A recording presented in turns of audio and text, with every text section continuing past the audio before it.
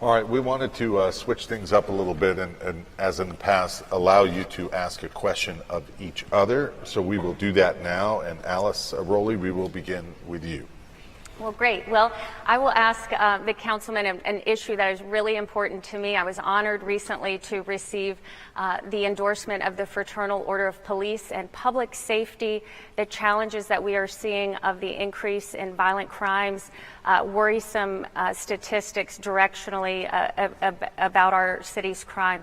So help me understand why you did not vote to support a recommended budget item for our police to fund our police in their request to help bolster their force with technology, with license plate readers that were proven to help us solve crimes, proven to help us get prosecutable evidence, and proven to help us support victims of crime.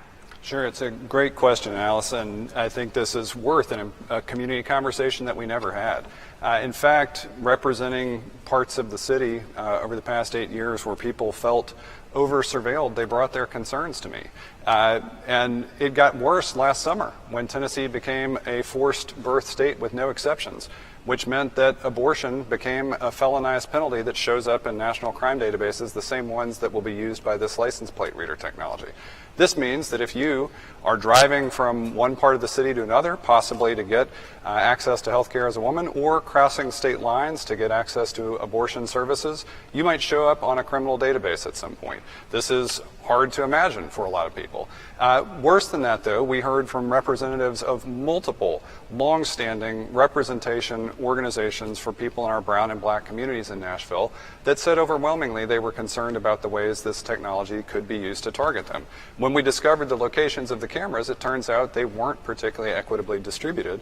And if we look at crime rates over the past year, crime has already fallen without the use of license plate readers. While this technology is used elsewhere, I will say as a law-abiding citizen, I prefer not to have a patrol car with a dash cam following my movements around the city. But that is effectively what a broad net of license plate reader technologies are. They aren't cute little pictures of your license plate.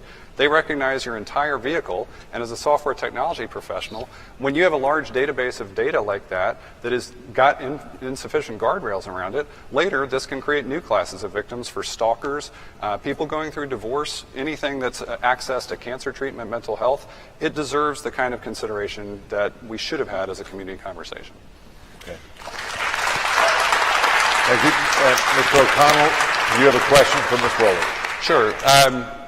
Right here on this stage during one of the debates, you said your biggest idea or innovation was tackling lurking debt.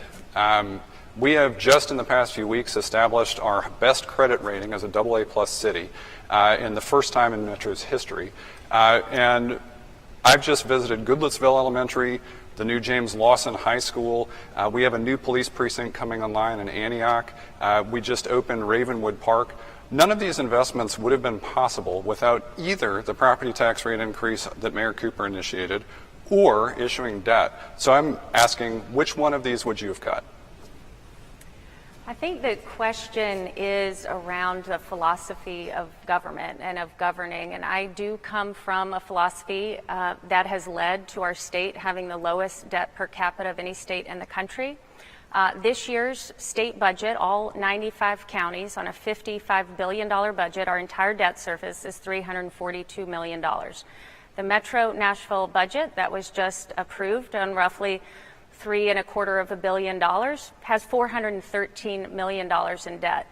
By kicking the can down the road over the last about 16 years, but really the last 8 years, we have consistently not made decisions to live within our means. We've kicked that can down the road, and that means that today we're spending 40 times servicing our debt as we are on mental health and social services.